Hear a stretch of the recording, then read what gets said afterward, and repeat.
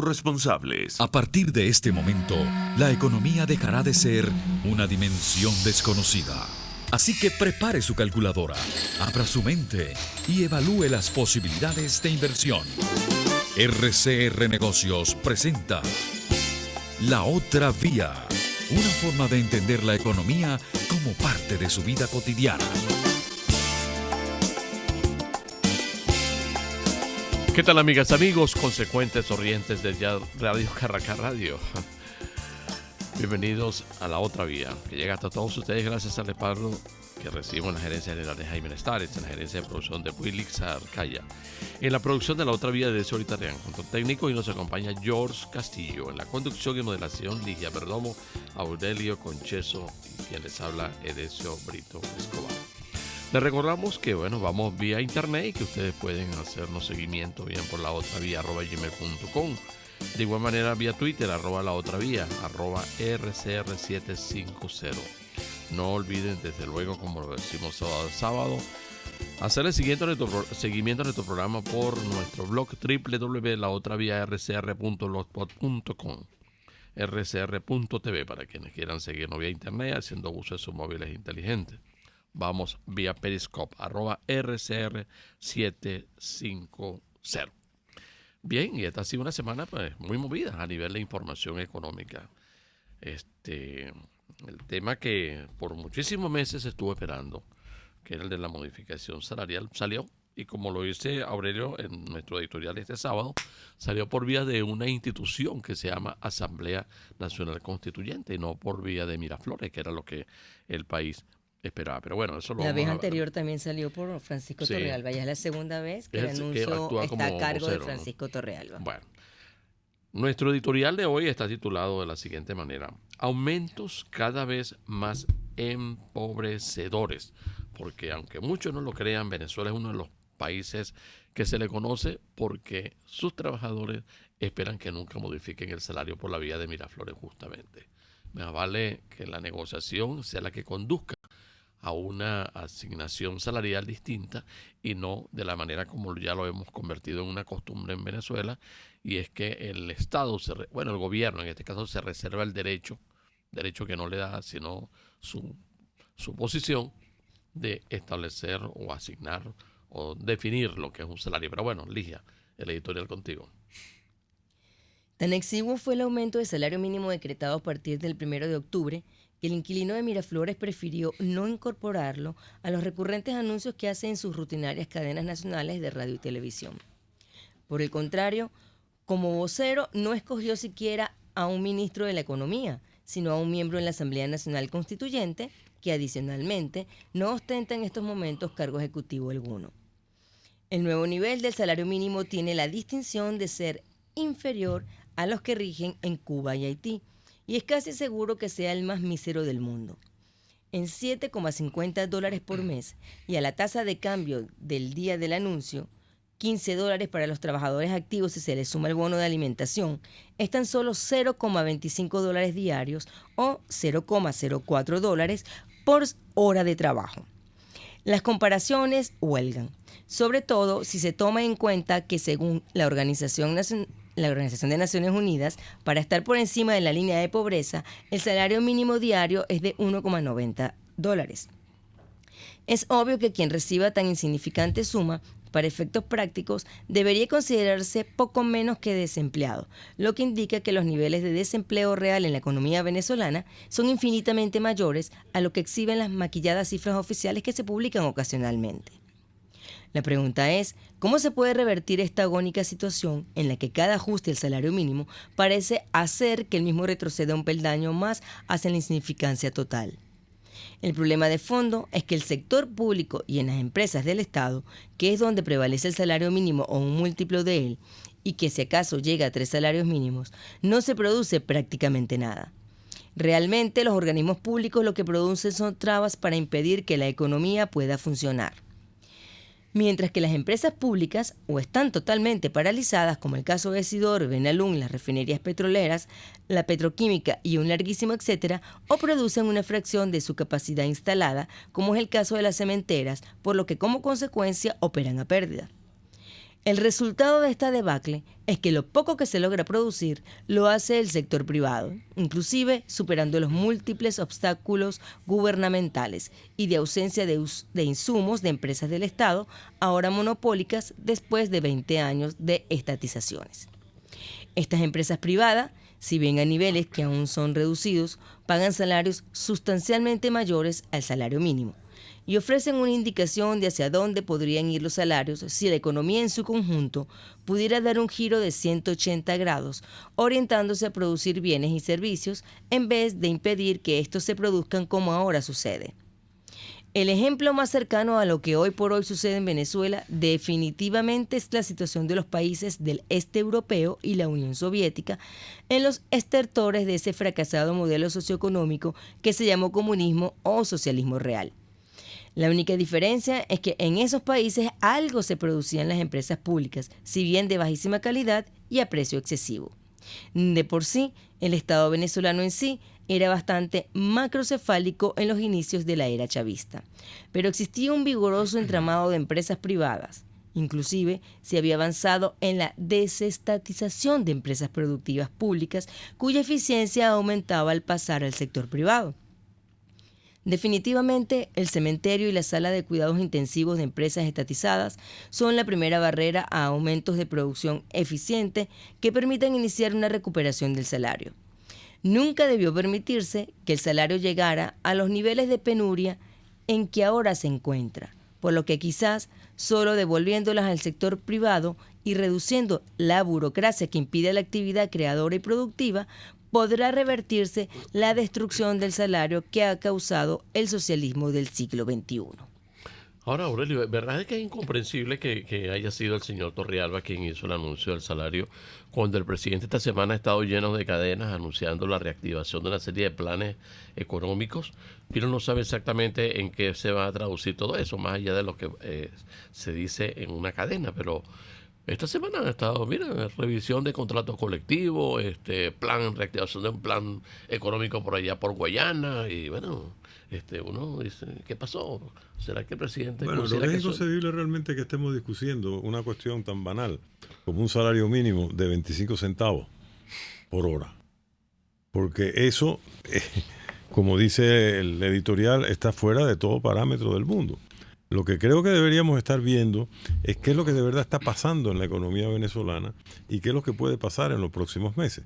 Porque en las últimas semanas o meses, si se quiere, ha habido varios cambios de los cuales no nos damos cuenta.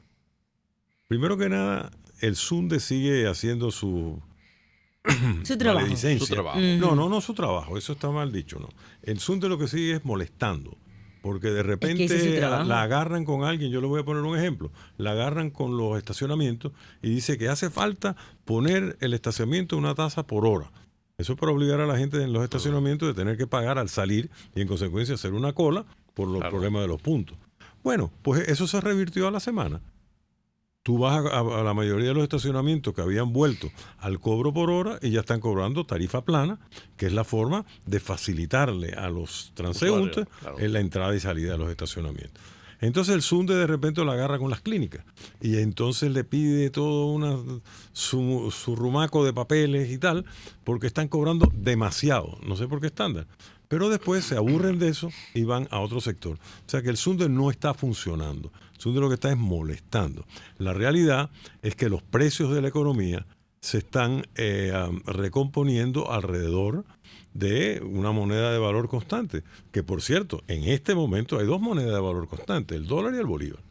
Porque el bolívar, tanto el negro como el blanco, están más o menos en el mismo nivel. Y la gente, ya tú ves cómo no te pide los dólares en efectivo, sino que te dice, no, son tantos dólares. Y la tasa de cambio hoy es 19.75. ¡Pum! Y te pasan el punto por 19.75. O sea, eso no es una dolarización, pero sí es momentáneamente, ojo, momentáneamente nada más, una especie de caja de conversión que se ha producido. Hay todavía inflación, pero el gobierno está resistiendo con algo que está ahogando la economía, por lo menos la economía de estadísticas, que es la liquidez bancaria. Pero está empezando a surgir otra liquidez. Y uno dice, bueno, ¿de dónde está surgiendo la otra liquidez? Y yo creo que eso es lo que hay que empezar a vigilar, porque al haberse liberado los precios, el sector comercial está abasteciéndose. Al haberse equilibrado la tasa de cambio, el precio de reposición ya empieza a parecer que pudiera ser una certeza, todavía con mucho cuidado. Pero por eso es que tú ves que hay harina de maíz a 28 bolívares el paquete y hay harina de maíz a 21 bolívares el paquete. ¿Eso qué es? Señores, eso es el mercado funcionando. A los trancazos, en un ajuste completamente o totalmente cruel para la mayoría de los venezolanos, porque es un ajuste recesivo en la economía en depresión, porque las actividades productivas realmente de producir bienes que pueden darle a Venezuela los recursos en dólares para que la economía pueda funcionar, están en manos del Estado y en consecuencia, como dice el artículo, paralizados o prácticamente paralizados. Pero hay un fondo que se ha venido tocando y empieza en el sector privado a verse que las remuneraciones todavía, si se quiere, míseras, ¿no? Porque todavía estamos hablando de nivel, están por el lado de 30 o 40 dólares mensuales, donde el sector público están en 7 dólares 50. Entonces, eso es un cambio. Yo no digo que alguien pueda vivir con 40 dólares mensuales, pero uno ve que en el sector privado empiezan a pagársele a profesionales a otras tasas.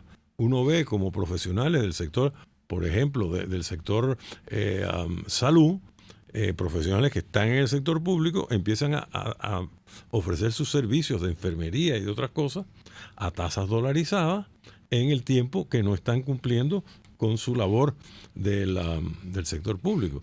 De manera que hay una serie de cosas pequeñas de una economía enanizada que empiezan a suceder. El problema es que todavía no empieza a verse producción. Es una economía de bodegones. De bodegones porque lo que se ven son productos importados, porque los nacionales que se pudieran producir, las inmensas trabas que todavía impone el socialismo agobiante y amenazador, dificulta que se produzcan. Salvo en algunos sectores que no le ha quedado más remedio. Tienen que dejar que se produzcan huevos, que se produzca harina pan, y esas cosas se van produciendo.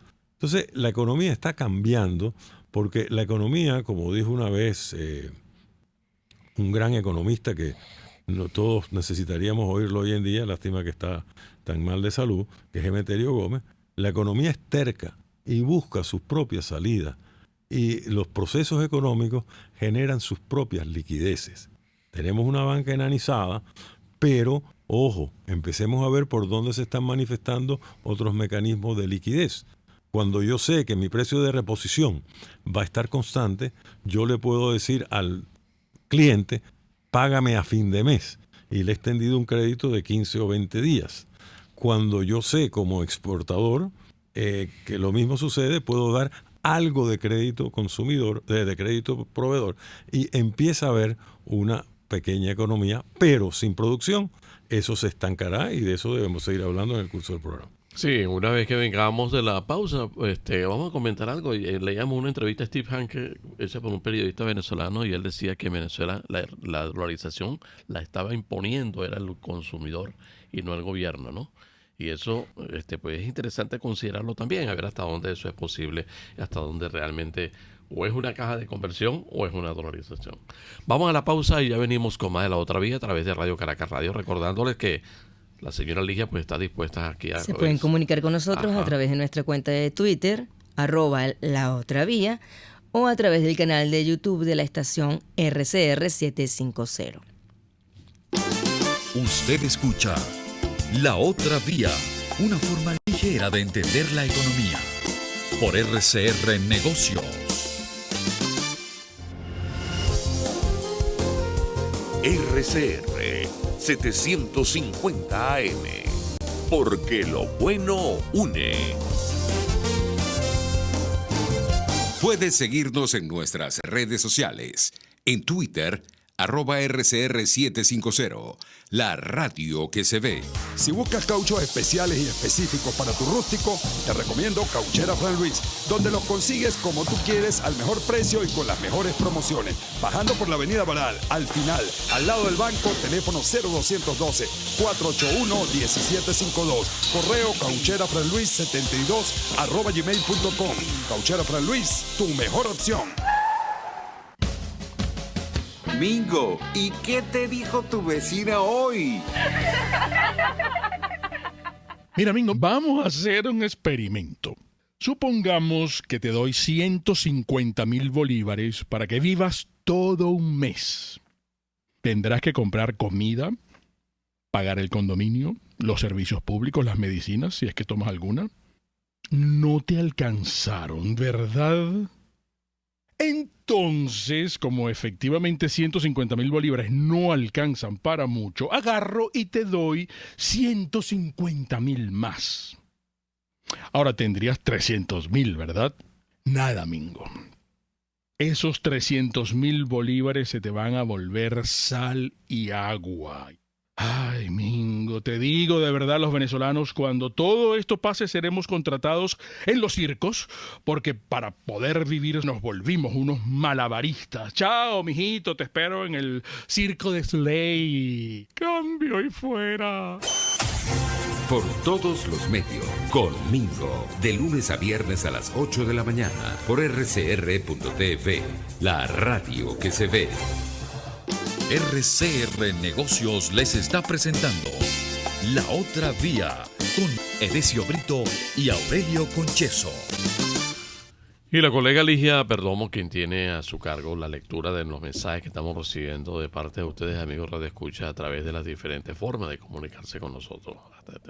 Leonardo Torres dice cómo explicar las 4 últimas cadenas.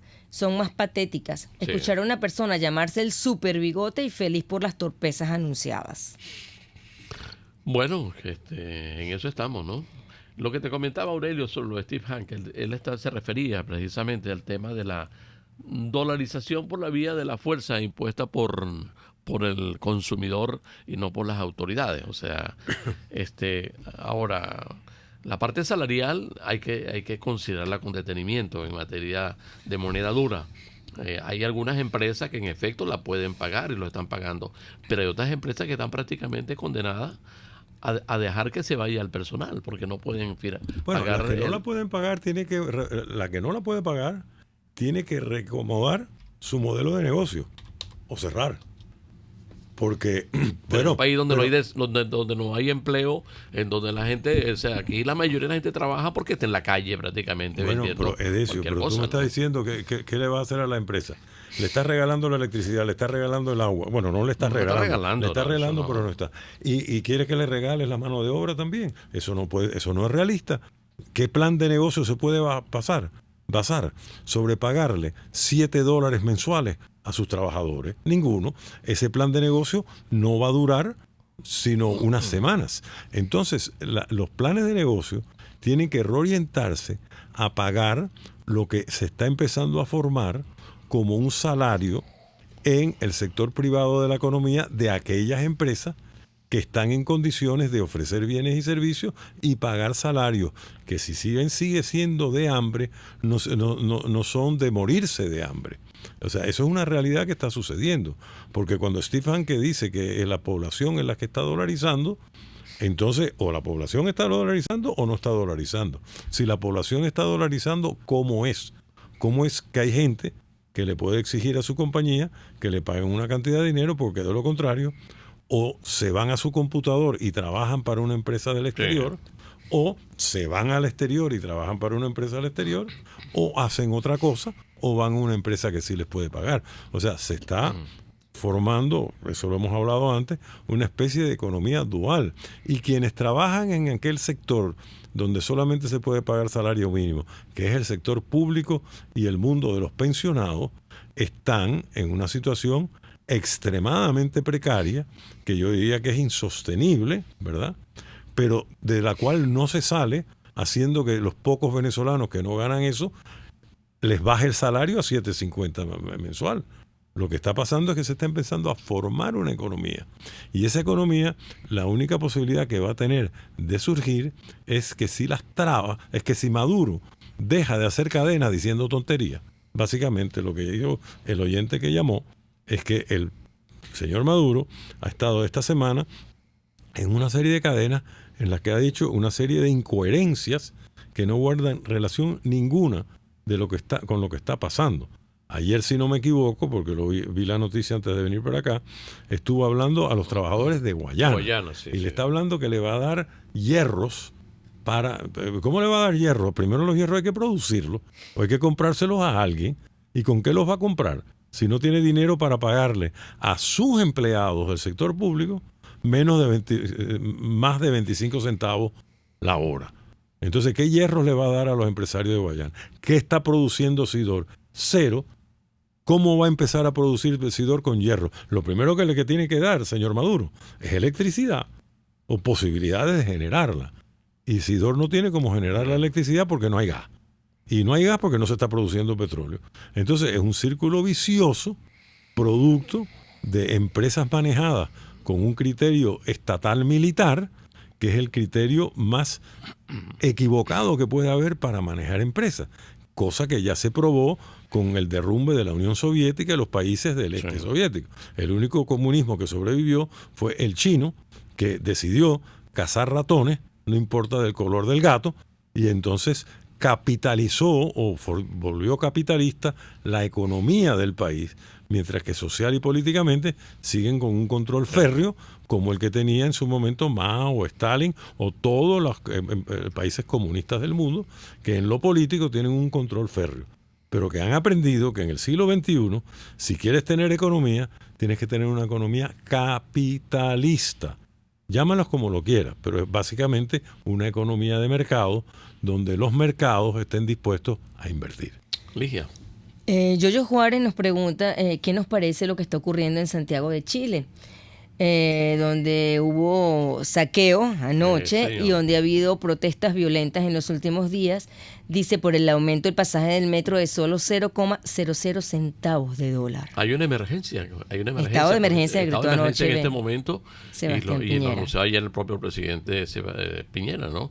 Ahora, esto hay que asociarlo también con lo que acaba de pasar en Ecuador, que ha generado su cuadro de angustia y las expectativas que existen en lo que pueda suceder mañana. Porque hay una amenaza. En Bolivia, mañana son las elecciones en Bolivia, hay la posibilidad de que Evo pueda perder, aunque lo más seguro es que gane, pero la gente de Santa Cruz ha dicho que si Evo Morales llegara a ganar la elección mañana y fuera por cuarta vez a la jefatura del Estado, conocerán a los habitantes de Santa Cruz. Pues Santa Cruz se ha convertido prácticamente en el epicentro de los cambios económicos en este momento, ¿no? Bueno, vamos a tomar cada uno en su debido cosa. La semana pasada estábamos hablando con las manos en la cabeza sobre lo de Ecuador y de cómo en Ecuador los comunistas y Correa y habían eso era un desastre. ¿Y quién ha hablado de Ecuador esta semana? ¿Qué fue lo que pasó? ¿Por qué no se ha vuelto a hablar de Ecuador? Porque se revirtió la situación. Moreno echó una medida para atrás. No, Moreno echó una medida para atrás, no. Moreno, con el apoyo del ejército y de la clase media que no quiere que le quiten la dolarización, decidió conversar con las fuerzas indígenas, que en Ecuador son muy poderosas. Se sentó a la mesa con ellos, derogó el decreto y modificó el mecanismo de aumento de combustible para hacer un subsidio directo a los más necesitados, que son básicamente los indígenas.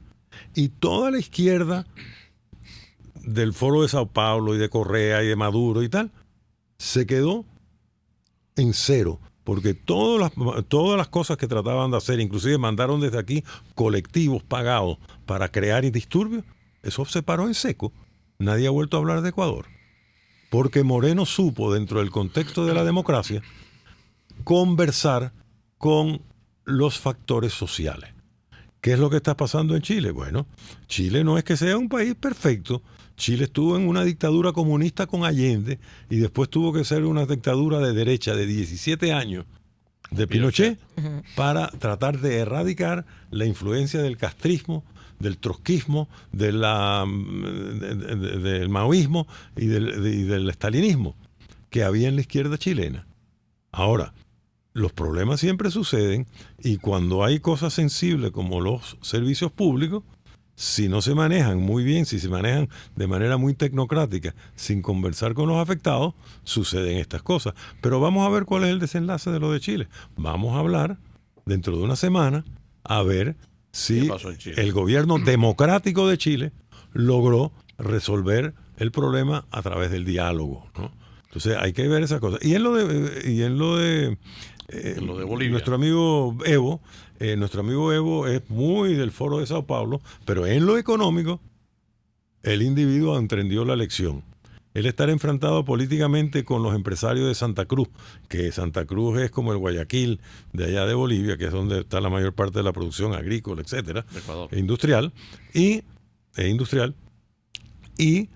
aunque ellos se oponen a él políticamente, Evo no ha estatizado nada. Evo utiliza el dinero del gas que le vende a Brasil de una manera muy acuciosa. El boliviano, o sea, la tasa de cambio se mantiene, la inflación no pasa de 3% y hay casi pleno empleo. Entonces, las cosas como son. Él habla muy de izquierda, vamos a ver qué pasa en la confrontación política. Pero en lo económico, ya quisiera yo que nosotros tuviéramos una economía como la boliviana. Aunque los empresarios bolivianos, algunos, la mayor, los grupos fuertes del sector económico, argumenta que el problema con Evo es que Evo sigue siendo ahora es un capitalista para sus amigos, que son fundamentalmente algunos grupos internacionales que fueron expropiados al comienzo y que después se les ha permitido hacer en Bolivia lo que han podido y a lo que se les ha permitido, por supuesto. Mientras que al empresario boliviano le vienen dando palo, como dicen ellos. Entonces eso es como cuando tú eres capitalista con aquellos que no te molestan y eres socialista con aquellos que te molestan. Bueno, ya yo firmaría porque hubiera un presidente así, que eres capitalista con los que no te molestan. El problema es que en Venezuela el que no molesta también tampoco lo dejan trabajar. Sí, Ligia. Arnaldo Hernández dice, un amigo me debía en enero del 2005 $1 millardo de bolívares. El señor hoy tiene dinero y me va a pagar. ¿Cómo debería calcularlo? Bueno, eso es muy fácil. Dolarícelo a la tasa de cambio de aquel momento, tráigalo a la tasa de hoy, establezca una tasa de interés razonable por los años que no se lo pagó. Cuando me refiero a razonable no me refiero al 10 o 20%. Me refiero a algo así como el 3% anual, ¿no? 4% anual, o hasta 6% anual, por ejemplo, y entonces cobre solo a la tasa de cambio de hoy. Y después se lo pone sobre la mesa a ver si el otro se lo acepta. Pero una deuda que se va a pagar 15 años más tarde, bueno, hay que ver lo que pudo haber pasado en 15 años, señor, ¿no? Sí, señor. José Romero dice, vivo en Santiago de Chile y puedo decir que esos aumentos son antojos del presidente para congraciarse con sus colegas empresarios.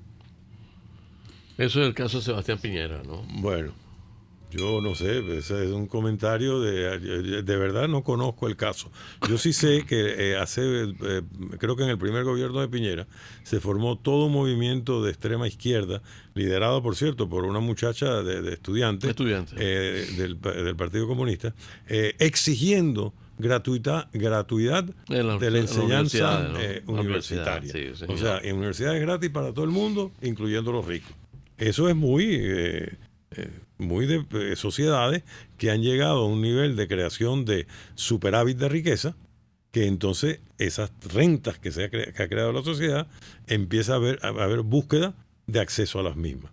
Hoy, a lo mejor son unos empresarios amigos de Piñera o no, a lo mejor son gente que quiere seguir viajando en metro a una tarifa que está subsidiada, pero gratuidad de enseñanza. Ese debate lo hay en Estados Unidos también. Bernie Sanders, que es demócrata, está hablando que todo va a ser gratis, le perdonan las deudas a todos los estudiantes, le perdonan las deudas a todos los que tienen deuda con su seguro de salud, y venga, que son pasteles. Bueno, esas cosas empiezan así y terminan en hiperinflaciones. Bueno, esta semana ha sido una semana particularmente especial en esa área, ¿no? Bueno. Por Twitter, el usuario de la cuenta Culturni nos dice: no pierdan de vista al autodenominado Grupo de Puebla. Sí, Puebla por la sí. entidad geográfica mexicana. Vamos a tocarlo cuando vengamos de la pausa que vamos a hacer en este momento, porque es interesante el comentario que nos está haciendo el oyente. A la pausa y ya venimos con más de La Otra Vía a través de Radio Caracas Radio. Existen muchas maneras de sacarle provecho a la economía sin estrés y todas están en La Otra Vía por RCR Negocios. Puedes seguir nuestra programación a través de rcr.tv, la radio que se ve. Cómo prevenir enfermedades, cómo actuar en casos de emergencias médicas, cómo mantener una buena calidad de vida. Todas estas interrogantes tienen su respuesta en RCR Salud. Todos los domingos con el Dr. José Eduardo Troconis. Comparte con nuestros oyentes notas de bienestar físico, salud mental y social para el buen desarrollo del ser humano. RCR Salud. Todos los domingos a las 10 de la mañana. Por RCR. Les habla Claudia Macero y los espero todos los jueves a la 1 de la tarde en Contigo Liberalmente, un espacio cultural, dinámico e irreverente para escucharnos y debatir ideas junto a jóvenes que creen y defienden la libertad. Contigo, liberalmente. Todos los jueves a la 1 de la tarde por rcr.tv, la radio que se ve. RCR 750 AM. Porque lo bueno une. Haga de la economía su mejor aliada y explore sus posibilidades de inversión en La Otra Vía por RCR Negocios 750 AM. Bien, nosotros continuamos nuestra conversación sobre temas económicos y obligados, por supuesto, a partir de un comentario que acaba de hacer un oyente nuestro, hablar del Grupo de Puebla. Hay una serie de hechos políticos que han sucedido, que se vienen dando a nivel mundial. No hay que perder de vista lo que ha sucedido en España también, en Cataluña, ¿no? Lo que pudiera plantearse en Canadá, porque también hay elecciones, y no podemos perder de vista Argentina. Argentina viene con elecciones a pocos días. Sí. Y aquí en Caracas hubo una reunión del Grupo de Sao Paulo y justamente el planteamiento que tomó más fuerza fue la reactivación o recuperación de los propósitos de este célebre grupo. Y de allí nació el conocimiento público del Grupo de Puebla.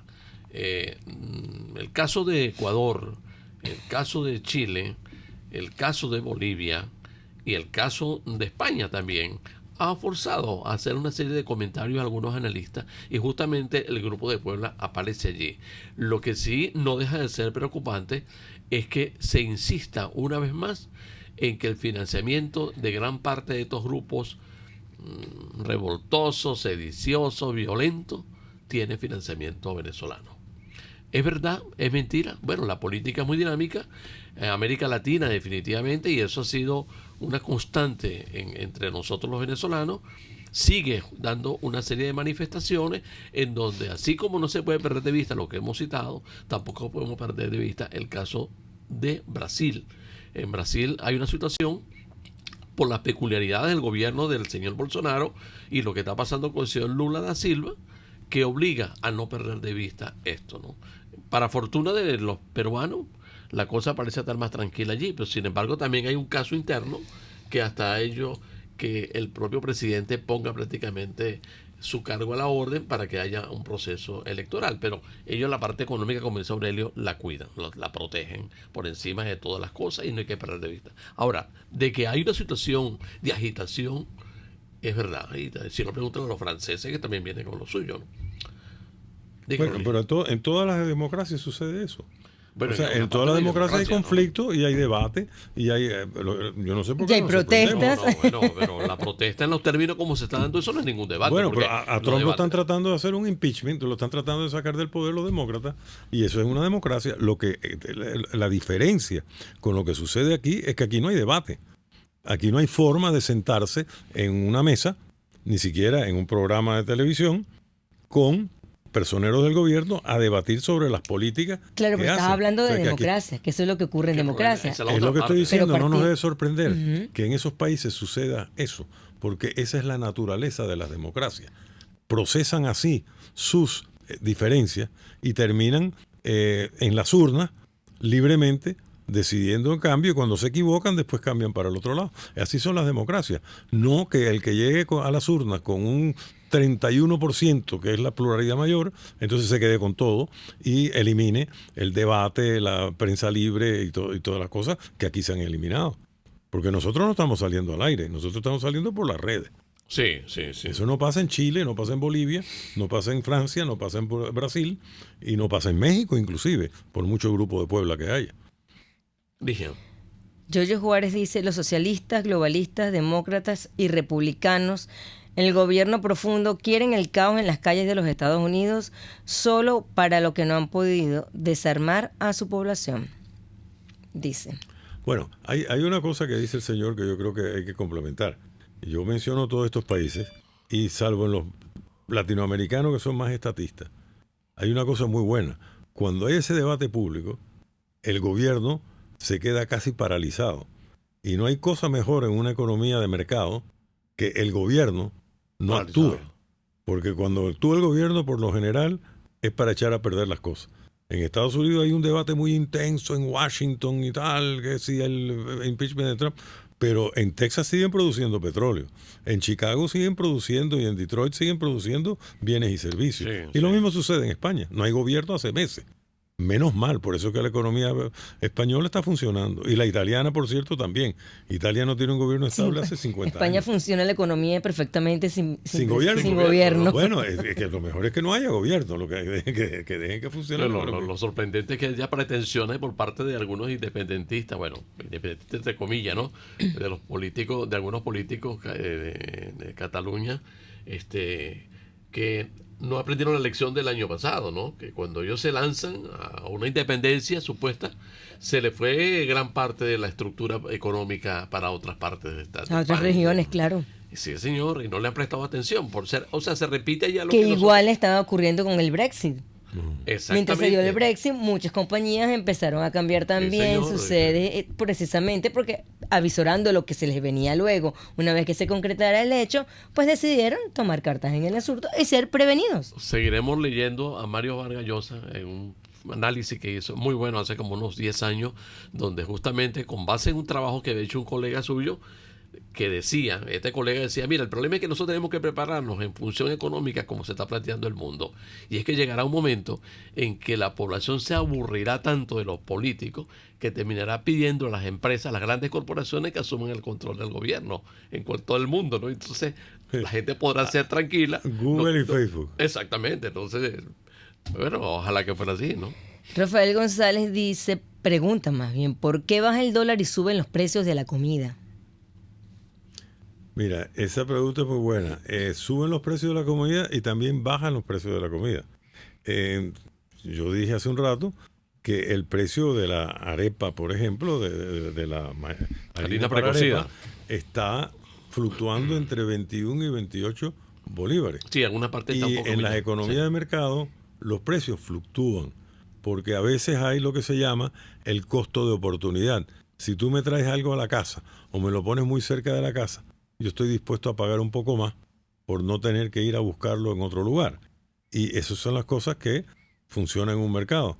Llevamos tanto tiempo sin tener un mercado en Venezuela, es decir, un mercado no de hacer el mercado para comer, sino un mercado que funcione de precios, que nos sorprende que los precios empiecen a fluctuar.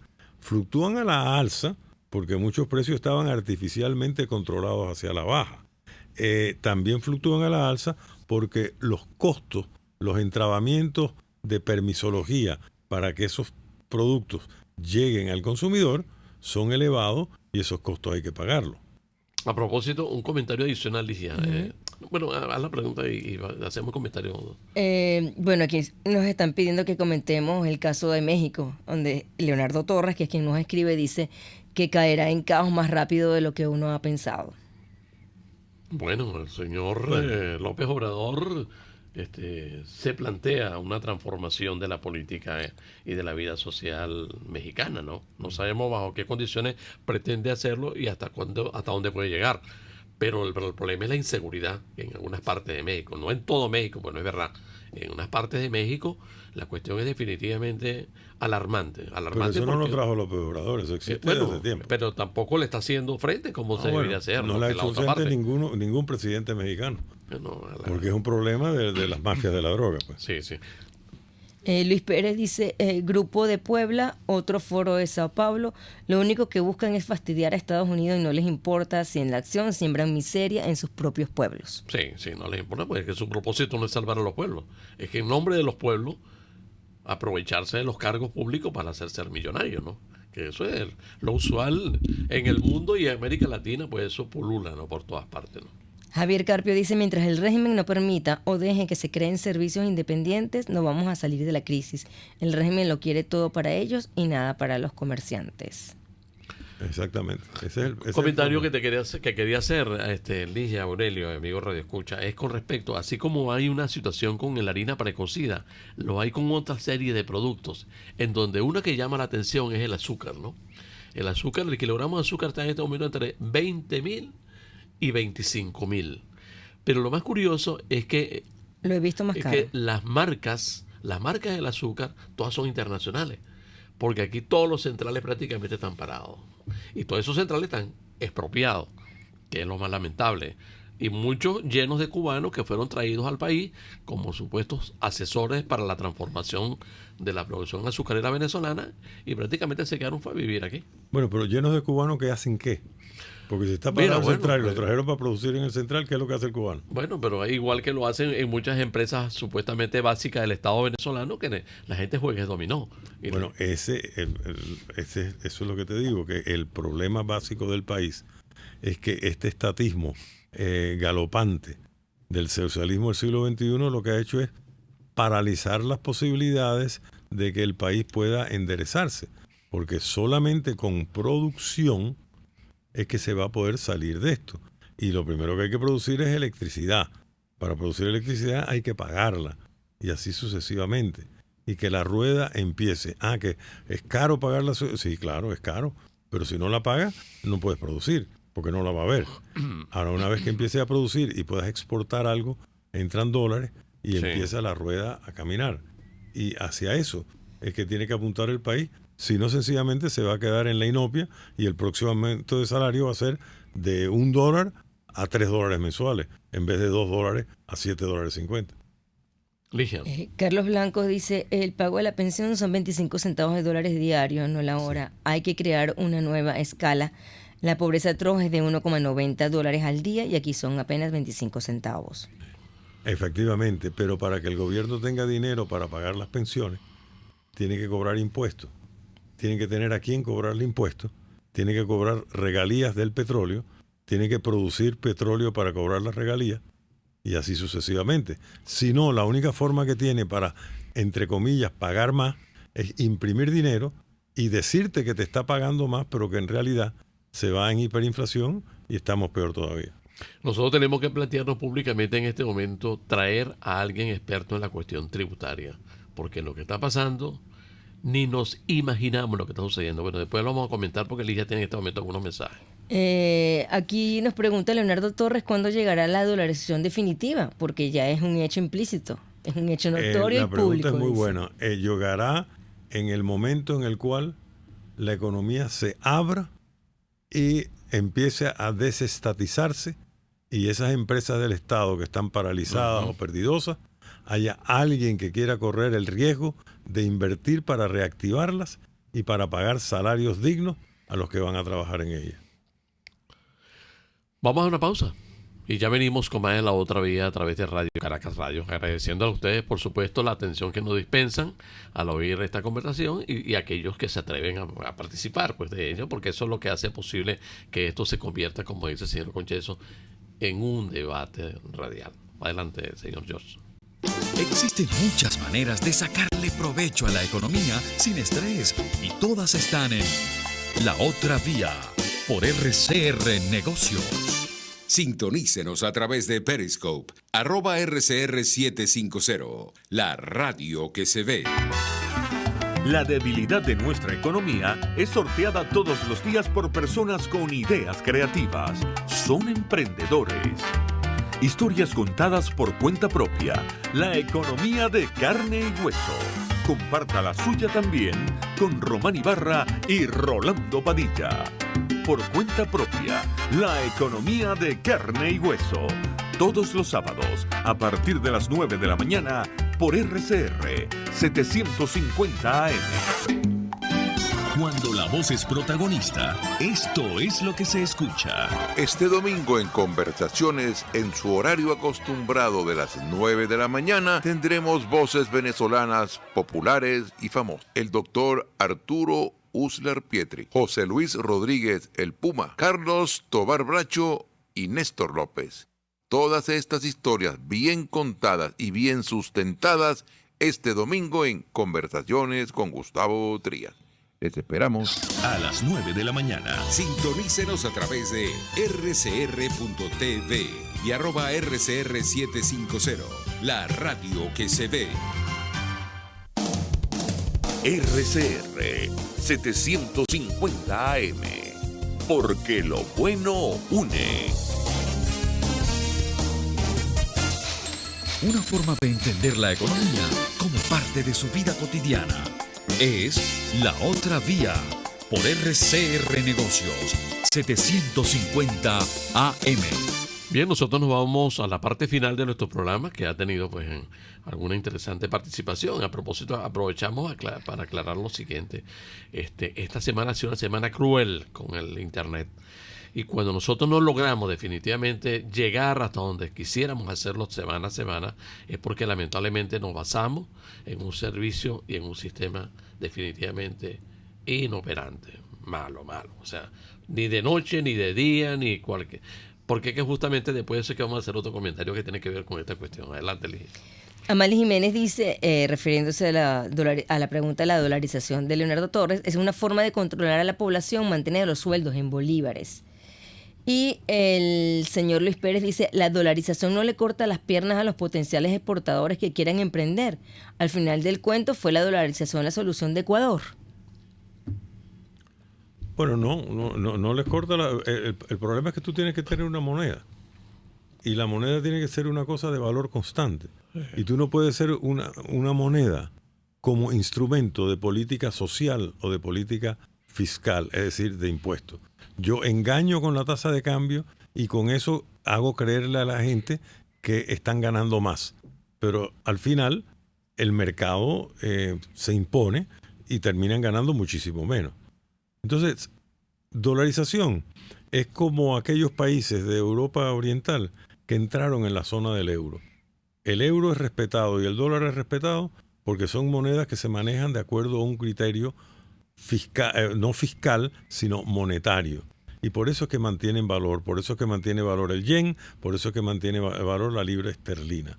Del resto, todas son monedas ficticias, incluyendo, por cierto, el yuan, porque el yuan no es una moneda de libre convertibilidad, como lo son las otras 4 que mencioné.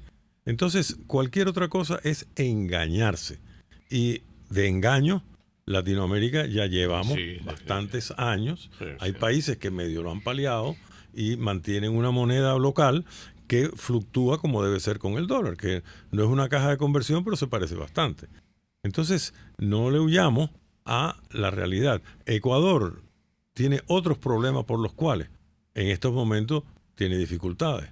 Una de ellas es que el presidente Correa sencillamente agarró todas las reservas potenciales que había y las ignoró o básicamente endeudó el país, que fue lo que hizo al final el gobierno peronista de Menem en el año 2000, hasta el año 2000 cuando vino la crisis de la deuda. Se endeudaron por encima de sus capacidades. Y cuando tú te arropas, si no te arropas hasta donde llega la cobija, tienes problemas. ¿Por qué los alemanes no han tenido una corrida sobre su moneda? Y el euro, para efectos prácticos, es un reflejo de lo que fue el marco alemán. Por la disciplina fiscal del pueblo alemán, no de los políticos, del pueblo alemán, que aceptó que le modificaran su sistema de pensiones para retirarse más tarde, porque se daban cuenta que era insostenible que los alemanes se retiraran a los 65 años de edad. Y así sucesivamente tienen disciplina fiscal y disciplina monetaria. Patri Poland dice, ¿cómo van a cobrar impuestos? Ellos mismos destruyeron todo, desde las industrias, comercios y hasta PDVSA, que era la gallina de los huevos de oro. Es verdad. A propósito de eso, justamente me da la oportunidad de hacer dos comentarios. Esta semana hay una reunión de trabajo. Supimos que hubo una reunión con gente del CENIAD para tratar la famosa ley, entre comillas, porque para mí las leyes que aprueba la Asamblea Nacional Constituyente, no sé si queda un limbo jurídico, si eso es válido o no válido. En esa reunión se tocó el tema de los grandes patrimonios y dijo, apúrense a cumplir con lo que está establecido esta disposición, porque de que van a pagar, van a tener que pagar. Ese fue el primer comentario. Y otra es, y esto lo ha sido lo más delicado porque se viene aplicando hace prácticamente 2 o 3 meses, el pago a destiempo.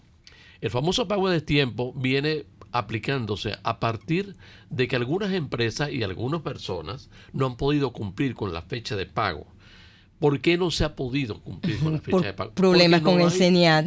Exactamente, porque hay problemas con el CENIAD, pero adicionalmente no hay servicio de Internet para pagar por vía electrónica. Y el gobierno entonces ha aplicado una sanción, una multa que se llama pago por destiempo. Y el pago por destiempo se ha convertido en una gestión retroactiva para muchas empresas. ¿Qué ha pasado? Que si tú tenías que pagar, por decir una cifra, 5 millones de bolívares, sucede que repete la sanción que te viene por no haber pagado oportuna y debidamente, son 50 millones de bolívares. ¿Hasta dónde se puede llegar en la voracidad? Así es como el Estado viene en parte cumpliendo o compensando la falta de dinero para hacerle frente a sus obligaciones de pago. Desde luego, es por eso por lo que nosotros insistimos en que bajo estas condiciones difícilmente muchas empresas van a estar seguir abiertas en el año 2020. Suena un poco truculento hacer uso de esta posibilidad, pero es que la gente está desesperada, y desesperada precisamente porque no hay respuesta, como dice Aurelio, de parte de las autoridades en querer que las empresas sigan de pie, que sigan funcionando, que sigan operando, sino sencillamente las quiere ver de rodillas y desapareciendo. Pero es eso, pues es el problema, es toda la infraestructura, es todo el servicio, el mal servicio que se presta desde el punto de vista estatal, que por más que el empresario quiera pagar sus impuestos, no hay posibilidades reales de poderlo hacer como debería ocurrir. Incluso personas naturales han tratado de hacer sus pagos, no han podido hacerlo porque ni siquiera el monto declarado, la cantidad declarada al fisco, en la página del CENIAD, ha sido cargada a las páginas de los bancos por un problema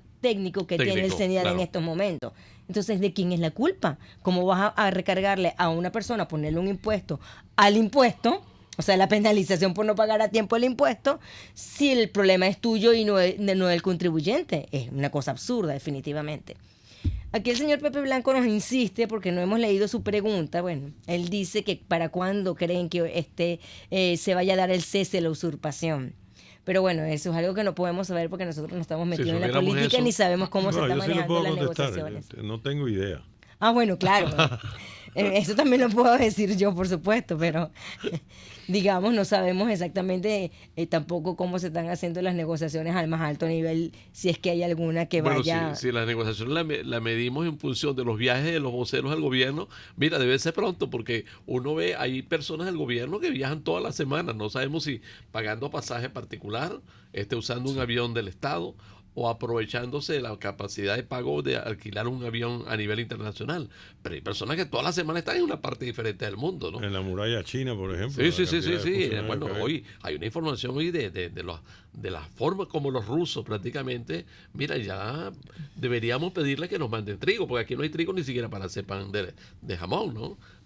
Bueno, y si lo hacen, ya sabemos que los precios van a estar, ya por lo que se ha calculado, por las nubes, indudablemente. Bueno, dijeron que se hace al estilo de las pizzas, ¿no? O sea, ya tú si quieres comprarte un pan de jamón, entonces tú compras por tu pedazo y te lo llevas para tu casa. Javier Carpio dice, mientras haya trabajadores informales, no le entrará ninguna ganancia al Estado.